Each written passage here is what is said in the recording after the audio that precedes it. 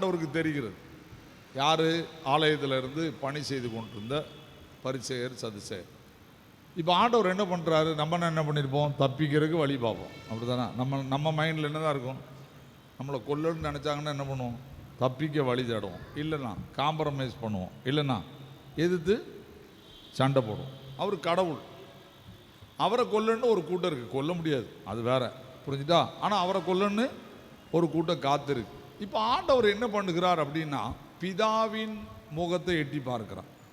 நான் என்ன செய்ய வேண்டும்? தனக்கு பிரச்சனை வரும்போது, தனக்கு போராட்டம் வரும்போது, தனக்கு எதிரிகள் எழும்பும்போது ஆண்டவர் செய்த நல்ல காரியம் என்ன என்றால், பிதாவை நோக்கி பார்க்கிறார்.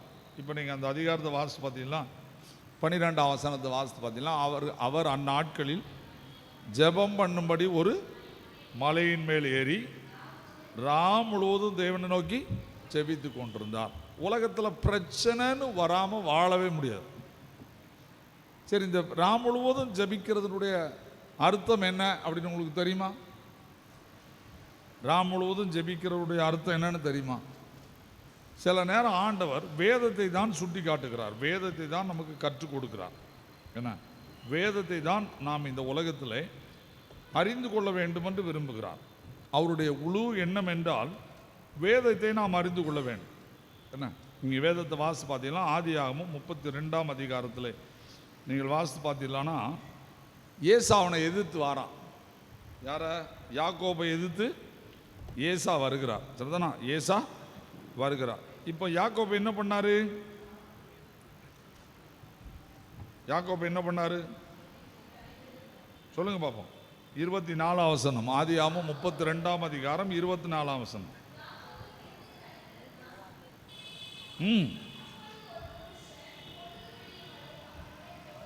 இப்ப எதிரி யார் வரா? ஏசா வாரான். ஏசா வாரான். சண்டை போட்டா என்ன வந்துடும்?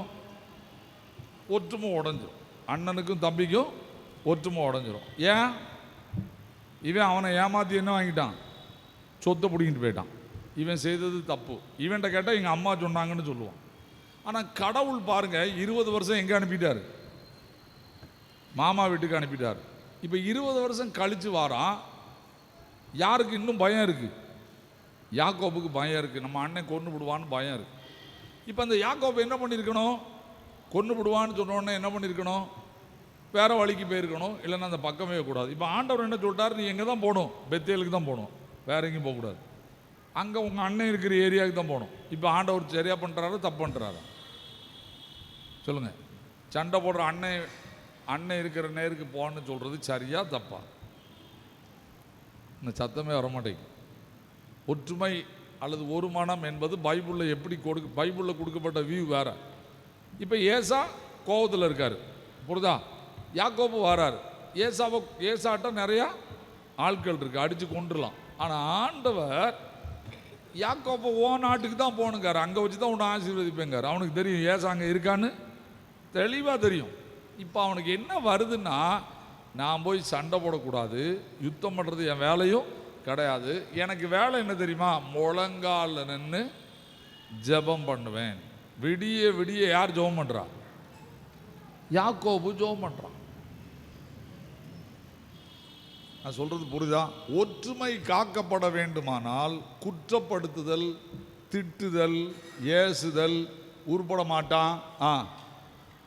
இதெல்லாம் விட்டுட்டு சத்தமோடு சொல்லணும், விடிய விடிய ஜெபம் பண்ணணும்.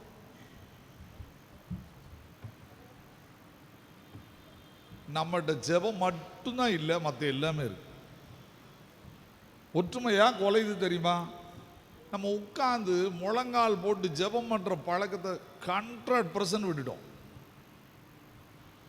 பிரச்சனை வராமல் வாழவே முடியாது, வாழவே முடியாது. நல்லா புரிஞ்சுக்கோங்க. பிரச்சனை வந்துக்கிட்டே தான் இருக்கும். ஏன்னா அதான் பிசாசு வேலை. நீ மன நிம்மதியாக இருக்கக்கூடாது, உன்னை தொல்லை பண்ணிக்கிட்டே இருக்கணும், அதான் அவன் வேலை. புரிஞ்சுதா? இப்போ நீங்கள் என்ன தான் செய்யணும்? நான் பல முறை போலீஸ் ஸ்டேஷன் போனவன், சுவிசேஷம் சொல்லி கொண்டு போய் உள்ளே வச்சுருக்காங்க. ஆனால் ஒரு எஃப்ஐஆர் என் மேலே விழலை. ஏன் தெரியுமா? நான் ஸ்டேஷனில் போய் கேட்டாங்க ஒரு ட்ரிப் என் மேலே தலைவன் வடலின்னு ஒரு ஊரில் போய் ராத்திரி ஒரு சின்ன மீட்டிங் நடத்துவேன். ஒரு 600 குடும்பம் இருக்கும். அங்கே என் மேலே ஒரு கேஸ் கொடுத்துட்டான். என்ன கேஸ் கொடுத்துட்டான்னா, இவர் வந்து எங்கள் பிள்ளையார் கோயிலை இடித்து போட்டாருன்னு கேஸ் கொடுத்துட்டான். ஜெயலலிதா அம்மா வரைக்கும் அடிச்சிட்டான். இப்போ என்னை அரெஸ்ட் பண்ணி ஆர்டர் போட சொல்லிட்டாங்க. நான் ஹெட்மாஸ்டராக இருக்கேன். என்னை அரெஸ்ட் பண்ணுறதுக்கு சுற்றிக்கிட்டு இருக்காங்க. நான் டைரக்டாகவே ஸ்டேஷன் போயிட்டேன். என்ன சார் அப்படின்னு. சொல்லுங்கள் அப்படின்னு சொல்லி, சார் நீங்கள் நேற்று ராத்திரி போனீங்களா? எனக்கு இதான் சார் வேலை. சாயங்காலம் 4 மணிக்கு போனேன். இந்த வீட்டில் போய் சந்திராக்கான ஒரு வீட்டில் போய் கூட்டம் நடத்திக்கிட்டு இருக்கேன். அதை நான் தான் நடத்தினேன். பிள்ளையார் கோயிலில் எனக்கு இடிக்க முடியாது சார். எனக்கு சிரிப்பு என்ன தெரியுமா? அவங்க ஒரு 20 பேர் என்னை சுற்றி வந்து கம்ப்ளைண்ட் பண்ணாங்க. அப்போ அந்த இன்ஸ்பெக்டர் கேட்டார், இவர் ராத்திரி வந்ததை நீங்கள் பார்த்தீங்களா அப்படின்னு கேட்டார். உடனே அதில் ஒருத்தர் எழுப்பி சொன்னால் பார்த்துக்கோங்க, இல்லை நாங்கள் 3 முறை அந்த பிள்ளையாரை தூக்கி வச்சுட்டோம், அது பொத்துன்னு விழுந்துருதுன்னா. உடனே இன்ஸ்பெக்டர் சொன்னார், அவரு தள்ளி விட்டாரா?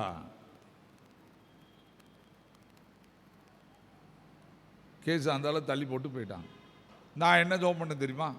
நான் காலையில் 2 மணிக்கு எழுப்பி உட்காந்து, ஆண்டவரே என்னை தேடிக்கிட்டு இருக்கான், நான் ஓடி ஒளிஞ்சேன்னா என்னை என்ன ஆக்கிடுவான்? குற்றவாளி ஆக்கிடுவான். புரிஞ்சுட்டா? இப்போ எனக்கு என்ன போட்டாங்கன்னா, ஒரு 3 months எனக்கு வந்து ஆர்டிஓ முன்னால் போய் கையெழுத்து போடு அப்படின்னாங்க. நான் ஆர்டிஓட்ட போய் கையெழுத்து போடணும். சண்டைக்கா இல்லை, அந்த சபை அந்த ஊரில் கிறிஸ்தவங்க இருக்காங்கன்னு ஒரு அடையாளத்து. இன்றைக்கி அங்கே ஒரு சபை இருக்குது. ஏன் சொல்கிறேன்னா, பிரச்சனை இல்லாமல் வாழவே முடியாது. அதுக்கு தீர்வு எங்கே இருக்குது? இயேசு கிறிஸ்துவிட தான் இருக்குது. ஆனால் நம்மகிட்ட நிறைய தீர்வு இருக்குது. என்ன தீர்வு இருக்குது? அவனை சும்மா விட்டுட்டு வந்துட்டு 5-6 போட்டிருக்கணும், அப்படி தானே? கோபம், எரிச்சல், இதான் இருக்குது. ஆண்டவரும் யாக்கோபும் சேமா செயல்படுறாங்க பாருங்க. ஜெபம் பண்ணும் விடிய விடிய விடிய விடிய. யாக்கோபுக்கு காலையிலே ஆண்டவர் ஏசாவை சமாதானமாகும்படி செய்தார். இப்போ இங்கே பார்த்தீங்கன்னா, ஆண்டவர் பிதா என்ன சொல்லுகிறார்? நீ தனியாக இருக்கக்கூடாது, 12 பேரை செலக்ட் பண்ணு அப்படின்னார். இப்போ அவங்க எத்தனை பேரை செலக்ட் பண்ணுறாங்க? இந்த 12 பேரை எப்படி செலக்ட் பண்ணார்? ஒரு பிரச்சனையின் நடுவில் செலக்ட் பண்ணுறார். இப்போ அந்த 12 பேரையும் எப்படி காக்கன்னு விரும்புகிறார்? ஒற்றுமையாய் காக்கன்னு விரும்புகிறார். நல்லா புரிஞ்சுக்கோங்க, சொல்லிட்டேன். இந்த 12 பேர் தான் அப்போஸ்தலர்கள். இவங்க தான் சபையில் முதல்ல தெரிந்து கொள்ளப்பட்டவங்க. புரிஞ்சுட்டா? சபையில் முதல்ல தெரிந்து கொள்ளப்பட்டது யார்? அப்போஸ்தலர்கள். அப்போஸ்தலர் இல்லைன்னா நீங்கள் இருக்கிற சபை இல்லை. நான் இயேசுவை ஏற்றுக்கொண்டிருக்க முடியாது. என்ன? நம்ம வாசிங்க, எபேசியர் 4ஆம் அதிகாரம். எபேசியர் 4ஆம் அதிகாரம் 11, 12, 13 வசனத்தை வாசிங்க. அப்போஸ்தலர்கள் யாருன்னு இருக்கு பாருங்க. மேலும் நாம் அனைவரும், நல்லா நிறுத்தி படிங்க. பவுல் என்ன அழகா எழுதுறாரு பாருங்க. மேலும் நாம் அனைவரும் தேவனை பற்றும் விசுவாசத்திலும் அறிவிலும் ஒருமைப்பட்டவர்களாகி கிறிஸ்துவினுடைய நிறைவான வளர்ச்சியின் அளவுக்கு தக்கதாக பூரண புருஷராகு வரைக்கும். என்னது? இப்போ நம்ம எல்லாரும் கடவுளுக்குள்ள பூரண புருஷனா ஒற்றுமையாக வளரணும். 1 புரிந்தா? 2வது, பரிசுத்தவான்கள் சீர் பொருந்தும் பொருட்டு சுவிசேஷ ஊழியத்தின் வேலைக்காகவும் கிறிஸ்துவின் சரீரமாகிய சபையானது பக்தி விருத்தி அடைவதற்காகவும். என்னது? முதல்ல யார் தான் வரா? சத்தம் போட்டு சொல்லுங்க. சிலரை அப்போஸ்தலராகவும்.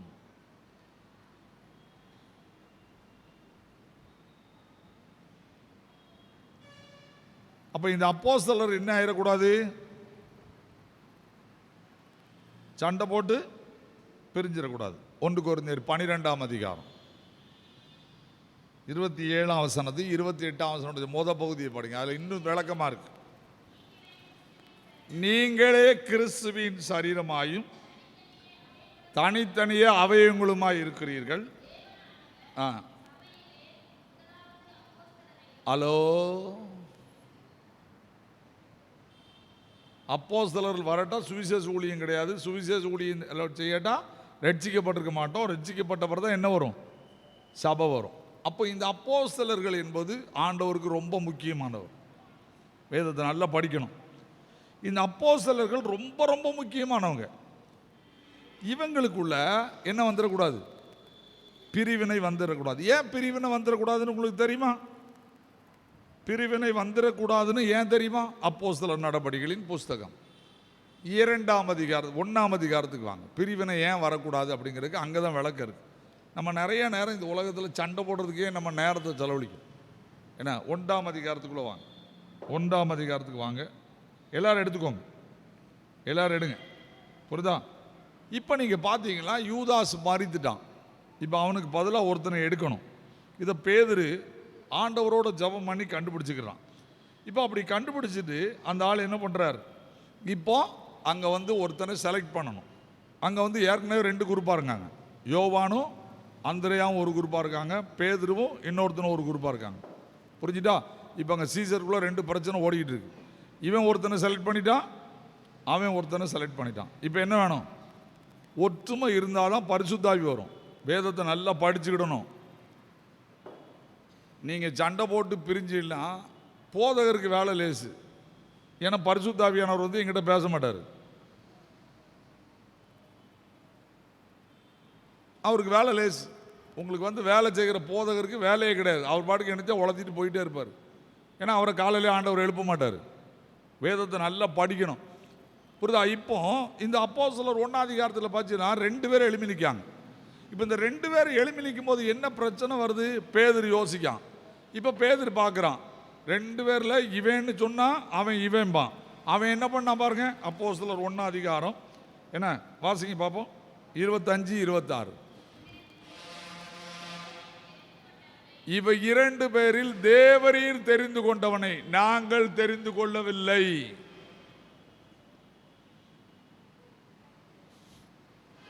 புரியுதா? நாங்கள் என்ன செய்யல? இவனை விட அவன் நல்லவன், அவனை விட இவன் நல்லவன் நாங்கள் சொல்ல விரும்பல. ஒற்றுமையை எங்க பாதுகாக்கணுமோ அங்க பாதுகாக்கணும் சபையில். இப்ப பாருங்க,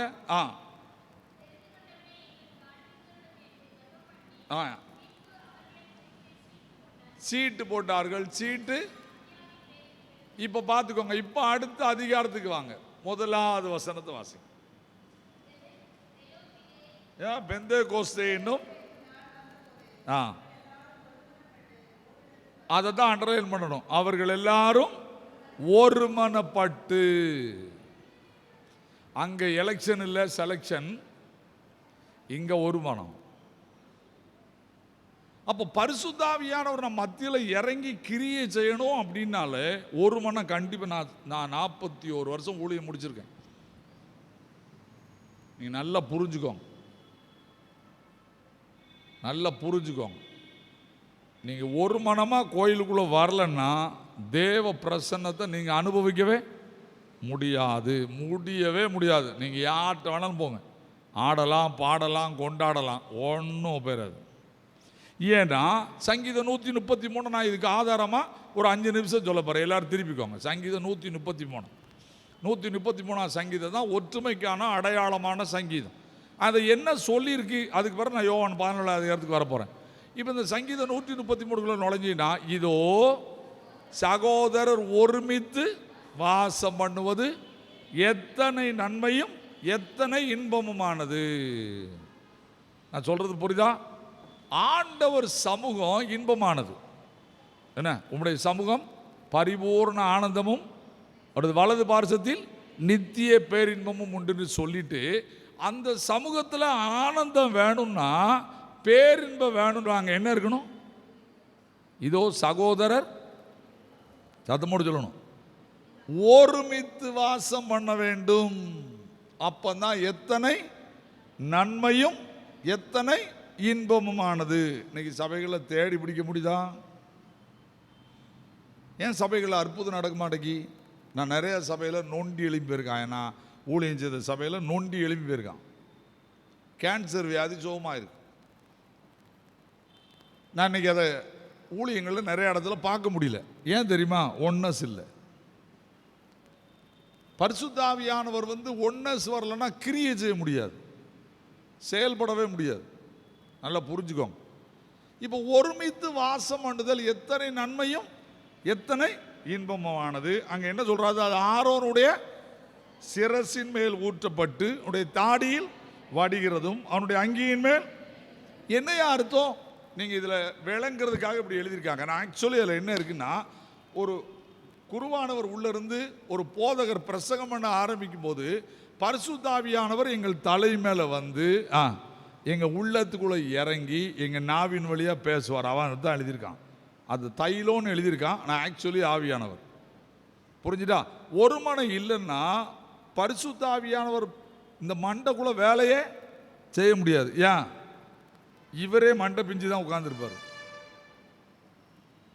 வேதத்தை நல்லா புரிஞ்சுக்கோங்க சொல்லிட்டேன். என்ன? ஆரோனுடைய சிரசின் மேல் ஊற்றப்பட்டு அவர் வாயிலிருந்து வார்த்தை வரணும். அப்படி இருந்தா அடுத்த வசனத்தை வாசிங்க. எர்மோன் மேலும். இது என்னன்னு உங்களுக்கு தெரியுமா? இந்த வசனத்தை எதுக்காக எழுதியிருக்கான்னு தெரியுமா? சாலமோன் ஆலயத்தை கட்டினது எங்கன்னா எருசலேம்ல மேலே ஒரு குண்டுல. புரிஞ்சுட்டா? அதுக்கு பேர் தான் சியோன் பர்வதம். புரியுதா? ஆலயத்தை சுற்றிலும் 12 வாசல் இருக்கும். புரியுதா? நீங்கள் அதை படிக்கணும்னா எஸ்ஐகேல் கடைசி அதிகாரத்துக்கு போகணும். எஸ்ஐகேல் நான் இப்போ அதை சொன்னால் நேரம் போயிடும். புரிஞ்சுட்டா? எஸ்ஐகேல் கடைசி அதிகாரத்துக்கு போகணும். இல்லை எண்ணாமத்துக்கு வரணும். அங்கே தான் அதுக்குடைய விளக்கம் இருக்குது. இப்போ நீங்கள் பார்த்தீங்கன்னா வடக்க 3 கோத்திரம், வடக்க 4 கோத்திரம், தெற்க 4 கோத்திரம், கிழக்க 4 கோத்திரம், மேற்க 4 கோத்திரம். மொத்தம் எத்தனை கோத்திரம்? சாரி, 3 கோத்திரம். நான் 3, 12 கோத்திரம். இந்த 12 கோத்திரத்துக்கும் 12 வாசல். எங்கே வர்றதுக்கு? கோயிலுக்குள்ளே வர்றதுக்கு. இவங்க எங்கே கோயிலுக்குள்ளே உங்களை மாதிரி இங்கே வந்து அமைக்கிட்டு பாட்டு பாட மாட்டாங்க. இங்கே தான் நம்ம வந்து ஜெபம் பண்ண கிடவோம் பாமாலைன்னு ஐயர் சொல்லணும். அங்கே அப்படி கிடையாது. சங்கீதம் 122 படிச்சுக்கோங்க. கர்த்தருடைய ஆலயத்துக்கு போவோம் வாருங்களே என்று சொன்னபோது மகிழ்ச்சியாக இருந்தேன். என்னது? வீட்டில் இருந்தே பாட ஆரம்பிச்சிருவாங்க. அந்தந்த கோத்திரம் நினைச்சிட்டு வரும், பாடிட்டு வரும். புரியுதா? பாடிக்கிட்டே தான் எங்கே வரும்? கோயிலுக்கு வரும். அந்தந்த வாசலுக்குள்ளே உள்ளே வருவாங்க. 12 வாசல்லையும் பாடி தான் உள்ளே வரணும் ஆராதனைக்கு வரும்போது. நல்லா புரிஞ்சுக்கோங்க. அதனால தான் 100ஆம் சங்கீதத்தை எழுதுனாங்க. 100ஆம் சங்கீதத்தை எதுக்கு எழுதுனாங்க? பூமியின் குடிகளே எல்லாரும் கர்த்தரை கம்பீரமாய் பாடுங்கள், மகிழ்ச்சியோட கர்த்தருக்கு ஆராதனை செய்து ஆனந்த சத்தத்தோட அவர் சன்னதி முன். நம்மளை மாதிரி ஊமையாக வரக்கூடாது. பாட்டு பாடிக்கிட்டு தான் எங்கே வரணும்? அதுக்கு தான் நாங்கள் 8 மணிக்கு ஆராதனை வச்சோம். பாட்டு துதி நேரம் எதுக்கு வச்சோம் தெரியுமா? நீ வீட்டில் இருந்து பாடிட்டு வர முடியாது. இங்கே வந்தாது ஒரு அரை மணி நேரம் நினைச்சிங்க கைத்தட்டி பாடிட்டு ஆராதனைக்கு போங்கன்னா அதை வச்சது. வேற ஒன்றும் காரணம் கிடையாது. புரிஞ்சுட்டா? இப்போ நீங்கள் புரிஞ்சுக்கோங்க. இந்த 122ஆம் சங்கீதம் இப்படி எல்லாரும் உள்ளே வரணும். இப்படி உள்ள வரும்போது என்ன இருக்கக்கூடாது? 12 கோத்திரத்துக்குள்ளேயும் பிரச்சனை இருக்கக்கூடாது. நல்லா புரியணும் பைபிளை. ஒரு மனம் ஒற்றுமை என்பதை வேத விளக்கத்தில் படிக்க மாட்டேங்கும். வேத விளக்கத்துக்குள்ளே படிக்க மாட்டேங்கும். என்ன? இப்போ அவங்க எல்லாரும் உள்ள வரணும். உள்ள வந்து என்ன செய்வாங்க? இப்போ அதைத்தான் எழுதலாம். எர்மோன் மேலும் சியோன் மேலும். எர்மோன் மேலும்னா மலை, சியோன்னா ஆலயம். இந்த ஆலயத்தில் ஆண்டவர் இருக்கிறார். புரியுதா? பனியினால எது மூடி இருக்கும்? ஆலயம் அழகாக மூடி இருக்கும். புரியுதா? இப்போ அங்கேருந்து சூரிய ஒளி பட்ட உடனே அந்த பனி உருகும். எருசலேம் ஆலயம் தங்கத்தால் கட்டப்பட்டது.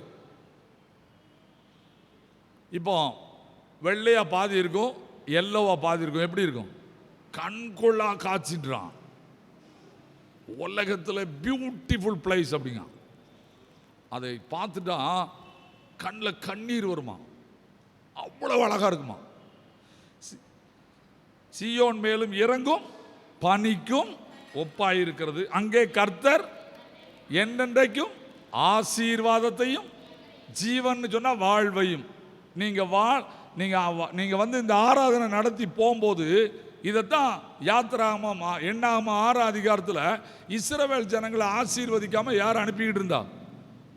ஆரோன் அனுப்பிக்கிட்டு இருந்தான். ஆண்டவர் கூப்பிட்டு சொன்னார், கர்த்தர் உங்களை ஆசீர்வதித்து காக்க கடவர். ஆசீர்வாதத்திலே மிகப்பெரிய ஆசீர்வாதம் தெரியுமா? பாதுகாப்பு. இதை சொன்ன பிறகு ஆலயத்தை விட்டு வெளியே போவாங்க. அது வரைக்கும் எல்லாரும் உள்ளதான் நிற்பாங்க. நம்மளை மாதிரி நேரம் ஆகிட்டுனா பறந்து போகக்கூடாது. புரிஞ்சுதா? கர்த்தர் உங்களை ஆசீர்வதித்து காக்க கடவர் அந்த பகுதியை முடிச்ச பிறகுதான் கோயிலை விட்டு வெளியே போகணும். அதான் ஒற்றுமை. ஒற்றுமையாய் உள்ளே வந்தோம், ஒற்றுமையாய் வெளியே போகிறோம். பந்திக்கு முந்து. இப்போ அதுக்கும் விளக்கம் தெரியாதா? பந்திக்கு முந்து என்னது படைக்கு பிந்தின? நம்ம ஆள் அதை தப்பாக சொல்கிறான். படைக்கு பிந்தினோடனே படைக்கு போகிறதுக்கு லேட்டு, அப்படி கிடையாது. பந்திக்கு முந்துனா சீக்கிரம் போய் உள்ள உட்காரு. ஒருத்தர் உட்கார்ந்த பிறகு உனக்கு என்ன கிடைக்காது? இடம் கிடைக்காது. படைக்கு பிந்துனா சாப்பிட்ட பிறகு எல்லாரும் மொத்தமாக எழும்பு. படைய மாதிரி தான் எழும்பணும், ஒத்தையே அணிஞ்சக்கூடாது, எழும்பக்கூடாது. அதுக்கு தான் அதுக்கு அடையாளம் போட்டிருக்கான். படங்கிற வார்த்தையை அதுக்கு தான் கொடுத்துருக்கான். படம் ஒத்தையாக போகாது, எப்படி தான் போகும்? மொத்தமாக போகும். பந்திக்கு முந்து படைக்கு பிந்துனா கடையில் ஒரு பிள்ளை சாப்பிட்டுக்கிட்டு இருந்தால் நான் வெயிட் பண்ணணும். நமக்கு அந்த பொறுமைலாம் இப்போ கிடையாது. ஏன்னா பெருத்தாலும் நம்மளை குத்திடுவான், சாப்பிட்டாலும் எழுமிட்டுருவான்.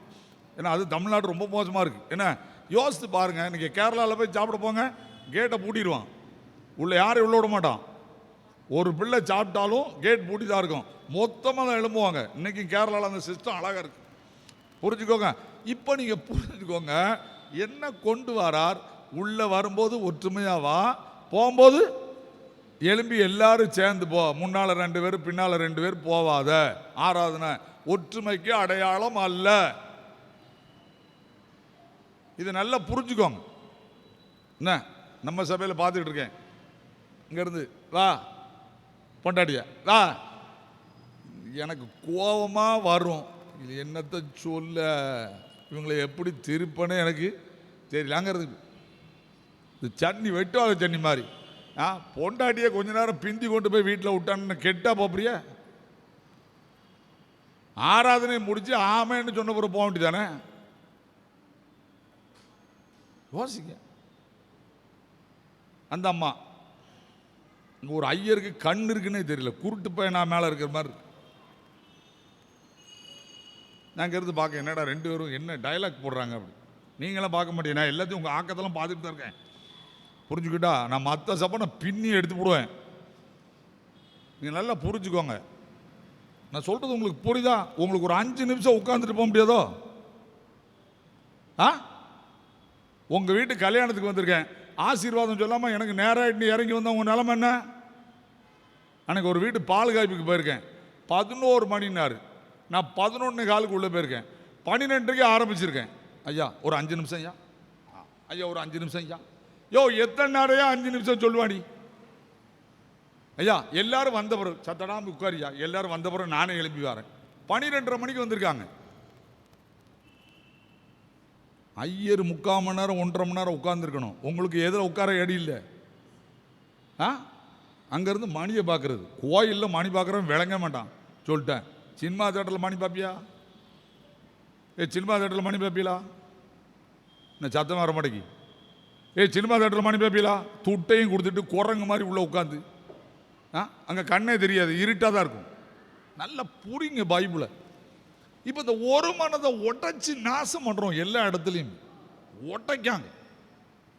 தயவு செய்து இந்த ஒரு மனதை கண்டுபிடிங்க. உங்களை பார்க்குறவங்க சரி என்ன அழகாக இருக்குது. எனக்கு ரொம்ப பிடிச்சது தெரியுமா? ஆர்சிக்காரன் ஆராதனை நடத்துவோம், போய் பாருங்கள். நீங்கள் உங்கள் ஆராதனைலாம் ஆண்டவர் வருவார் எனக்கு நம்பிக்கை இல்லை. ஆர்சிக்காரங்க ஆராதனை நடத்துவாங்க, பாருங்கள். போய் ஒரு நபர் வெளியே போக மாட்டான். என்ன போய் வர கடவுன்னு சொன்ன பிறகுதான் எல்லாமே எழும்போம்.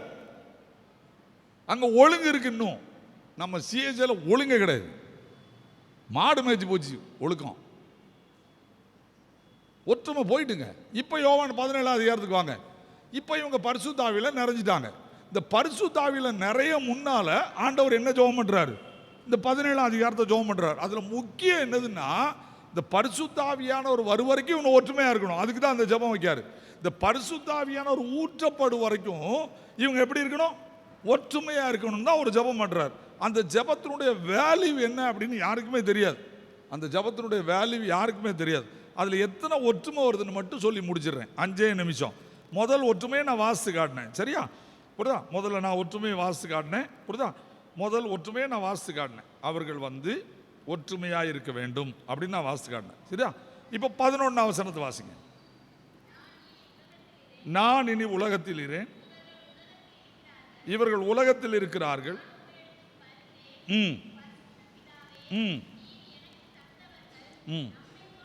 யாரை போல?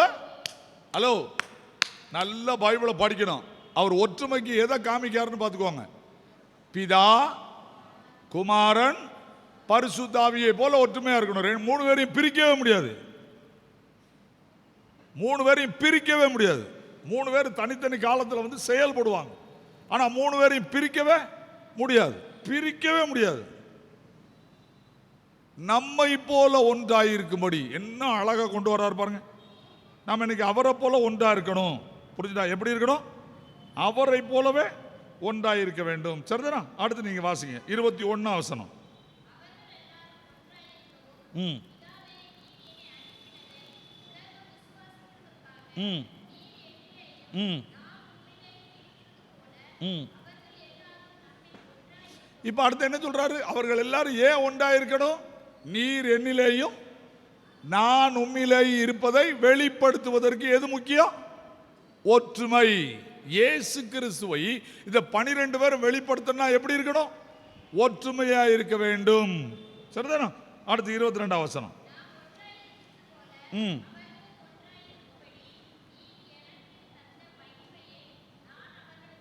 இப்ப ஆண்டவர் ஒற்றுமையா இருக்கிறதுக்கு என்ன கொடுத்துட்டாரு? மகிமை. மகிமைன்னா பரிசுத்த ஆவியானவர், வேற ஒன்றும் இல்லை. ஆண்டவர் சொல்றாரு, நான் அவர்களுக்கு ஒரு மகிமையை கொடுத்தேன். அது என்னது? பரிசுத்த ஆவியானவரை கொடுத்தேன். பரிசுத்த ஆவியானவர் 2 காரியத்துக்கு ஒப்பிட்டுருக்காங்க. ஒன்று தண்ணி, இன்னொன்று அக்னி.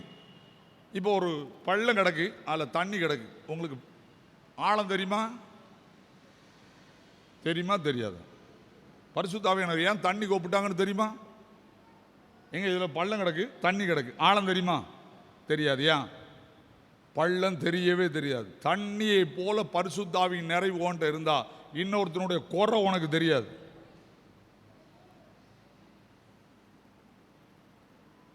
இன்னொருத்தனுடைய குறை உனக்கு தெரியக்கூடாது. அப்படி குறை தெரிந்தால் அவனுக்கா நீ ஜெபம் பண்ணணும். அதான் எழுதியிருக்கு. புரிஞ்சுதா? இன்னொன்று அக்னி. அக்னின்னு என்னது? யாரையும் பட்சபாதம் இல்லாமல் கொல்ற ஒரு பவர் எதுக்கு இருக்கு? அக்னிக்கு இருக்கு. பரிசுத்த ஆவியானவர் யார்?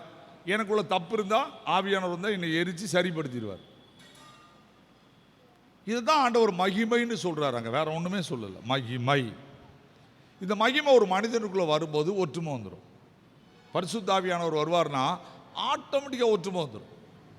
ஒற்றுமை வந்துடும். பிரச்சனை வராமல் இருக்காது, போராட்டம் வராமல் இருக்காது, இருக்கும். ஆனால் புரிந்து கொள்வது பரிசுத்த ஆவியானவர் மூலமாக வந்துடும். கணவனும் மனைவியும் கொஞ்ச நேரம் உட்கார்ந்து ஜெபம் பண்ணா ஆண்டவர் என்ன செய்வார்? தப்பை உணர்த்திடுவார். சபை உட்கார்ந்து உபவாசம் போட்டு ஜெபம் பண்ணா தப்பை உணர்த்திடுவார். இன்னைக்கு சபை எல்லாம் என்ன பண்ணுதுன்னா செபத்தை விட்டுருது, மற்ற எல்லா வேலையும் ஒழுங்காச்சு. எல்லா வேலையும் ஒழுங்காச்சு. எப்போ பிரச்சனை வருதா வாங்க ஒரு 3 நாள் உபவாசம் இருந்து ஜெபம் பண்ணோன்னா வர்றதுக்கு ஆள் இல்லை. நீங்கள் உட்கார்ந்து ஜெபம் பண்ணி பாருங்க, உங்கள் குறை உங்களுக்கு தெரிஞ்சிடும். ஆண்டவர் உங்க மேலே இறங்கிடுவார். அந்த மகிமை இறங்கிடும். அந்த மகிமை இறங்கிட்டுனா இன்னொருத்தனுடைய குறை எனக்கு தெரியவே தெரியாது, தெரியவே தெரியாது. உங்களோட ஓப்பனாக சொல்லிட்டேன், உங்களை அன்பாக சொல்லிட்டேன். நான் எந்த சபைக்கு போனாலும் யார் காலையும் தொட்டு மன்னிப்பு கேட்டு போயிடுவேன். 2 குரூப் சண்டை போட்டுக்கிட்டு இருந்தான் ஒரு சபையில். கூப்பிட்டேன், சண்டையை விட மாட்டேனே. உடனே விடுஞ்சான், அவன் என்னை ஏசிப்பிட்டான்னா டப்புன்னு அவன் காலை தொட்டு நான் மன்னிப்பு கேட்டேன். செத்தான். உடனே எல்லாரும் சொல்றான், ஏய் ஊழியக்காரன் மன்னிப்பு கேட்கான். அந்த பிரச்சனை 5 நிமிஷத்தில் முடிஞ்சு போச்சு. அவன் செய்ததை நான் உன்ட்ட மன்னிப்பு கேட்க மன்னிக்க முடியாதா? கதில் சொல்லு அப்படின்னு. இது எனக்கு ஒரு பெரிய மேட்ரு கிடையாது. ஏன் தெரியுமா? ஏன் மேட்ரு கிடையாது தெரியுமா? நான் ரொம்ப நாளாக இதை கஷ்டப்பட்டுக்கிட்டு இருந்தேன். ஒரு சபையில் பிரசங்கம் பண்ணேன். 290 கேஸ் இருந்த ஒரு ரவுடி சபையில், அந்த சபையில் இருக்கிறார். அன்றைக்கி பிரசங்கத்தை எனக்கு கொடுத்துட்டாங்க. எல்லாரும் பார்த்துக்கிட்டு இருக்காங்க, இவனுக்கு அற உள்ள போகுது அப்படின்னு. நான் கண்டினமாக பிரசங்கம் பண்ணுறேன். என்னை அடிக்க போகிறாங்கன்னு எல்லோரும் காத்துக்கிட்டு இருக்காங்க. நான் கவலைப்படலை. நான் அன்றைக்கி பேசின பிரசங்கம் அந்த நபரை தொட்டுட்டு அவர் பின்னால் உட்கார்ந்துருக்கிறார். எல்லோரும் கவனிச்சிட்டு இருக்காங்க. கண்டிப்பாக ஜபக்குமாருக்கு அடி உள்ள போகுது அப்படின்னு. நான் எதை பற்றியும் கவலைப்படலை. வெளுன்னு வெளுத்துட்டு கீழே இறங்கிட்டேன். அப்படி நான் கீழே இறங்கும்போது சொன்ன வசனம் அவரை தொட்டுட்டு. யார? அந்த மனிதனை தொட்டுட்டு. யார? அந்த மனிதனை தொட்டுட்டு. தொட்ட உடனே என்ன காரணம் அப்படின்னா அவர் நேரம் அங்கேருந்து எழும்பி வாரார். நான் காணிக்க எடுத்துக்கிட்டு காணிக்க முடித்து ஜெபம் பண்ணி நம்முடைய கர்த்தராகிய இயேசு கிறிஸ்து சொல்கிறேன். சொல்லும் போது அவர் அங்கிருந்து கோபத்தில் எழும்பி வராருன்னு எல்லாரும் என்னை பார்த்துக்கிட்டு இருக்காங்க. நான் எதை பற்றியும் கவலையப்படலை. அவர் வந்தார். வந்த உடனே நான் ஒன்றுமே பேசலை. என் கையை பிடிச்சாரு, ஓன்னு அழுதார்.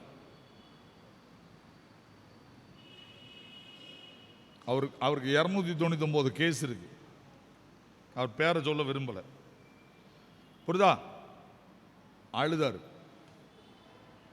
திரும்ப அந்த மோசையை பற்றி என்கிட்ட சொல்லுன்னாரு. எண்ணாகமம் 14ஆம் அதிகாரம். எண்ணாகமம் 14ஆம் அதிகாரம் 5ஆம் வசனத்தை வாசிங்க. அப்பொழுது மோசேயும் ஆரோனும் இஸ்ரவேல் புத்திரின் சபையார் ஆகிய எல்லா கூட்டத்திற்கு முன்பாக முகம் குப்புற விழுந்தார்கள். திரும்பி எங்க போறேங்க? எகிப்துக்கு போறேன்னு சொல்றாங்க. மோசே தடுத்து பார்க்காம முடியல. என்ன பண்ணா தெரியுமா? சபையார் முன்னால விழுந்துட்டான். எப்பா போனீன்னா ஒருத்தன் உயிர் இருக்காது.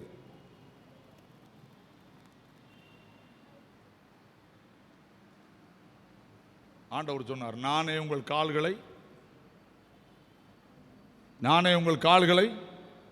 கழுவினது உண்டானால் நீங்கள் ஒருவருடைய ஒரு கால்களை ஒருவர் கழுவுங்கள் சொன்னார். ஒற்றுமை வேணுமா? ஒரு மனம் வேணுமா? பரிசுத்த ஆவி பெற்றிருக்கியா?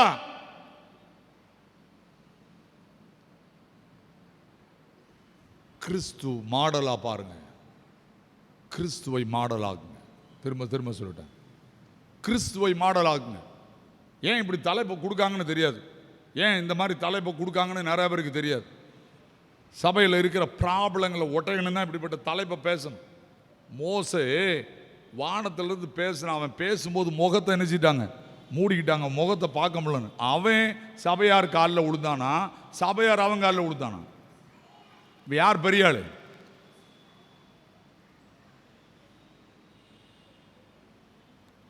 ஒற்றுமை வேண்டுமானால் பஞ்சாயத்து பேசாத சொல்லிட்டேன், வழக்கு பேசாத. உங்களை உணர்ந்து கொள்ளுங்கள். என்னாலே பிரச்சனை வருமானால் நான் தான் முதல்ல மன்னிப்பு கேட்கணும். ஒரு போதகர் வேலை என்ன தெரியுமா? நான் இதுவரைக்கும் போன எல்லா சபையிலையும் கோர்ட் கேஸ் க்ளோஸ். எங்கள் டைஸில் வேணால் கேட்டு பார்த்துக்க, கோர்ட் கேஸ் ஆஃப் ஆயிரும். ஏன் தெரியுமா? யார் வீட்லேயும் போய் அண்ணை மன்னிச்சுக்கோங்க, எதை பற்றி கவலைப்பட மாட்டேன். எனக்கு தேவை நான் செய்வது இயேசுவை காண்பிப்பதற்கு ஊழியம் சேரும். இதை வாழ்க்கையில் நிறைவேற்றி பாருங்க. இதோ சகோதரர் ஒருமித்து வாசம் பண்ணுவது, அங்கே ஆசீர்வாதத்தையும் வாழ்வையும் கட்டளையிடுவேன். கமாண்ட் பண்ணுவார்னு எழுதியிருக்கு, தருவார்னு எழுதலை. நீங்கள் ஒற்றுமையாக போயிட்டீங்கன்னா வானத்திலேருந்து ஒரு சத்தம் வரும், இவன் ஆசீர்வதி, கட்டளையிடுவார். அந்த ஆண்டவர் உயிரோடு இருக்கிறாங்க, செத்து போகலை. தயவு செய்து சொல்கிறேன், சபைகளை எதை காத்துக்கொள்ளுங்க? ஒற்றுமையையும் ஒரு மனதையும் காத்துக்கொள்ளுங்கள். கண்களை மூடுவோம், தலை தாழ்த்துவோம். ஆண்டவரே, நாங்கள் எங்களை அர்ப்பணிக்கிறோம்,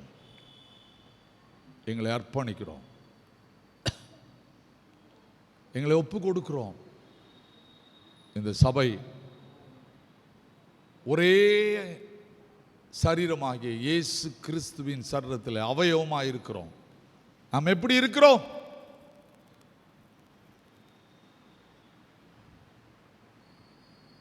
அவயவங்கள் பிரிந்திருந்தால் அதுக்கு பேர் ஊனம்னு பேர்.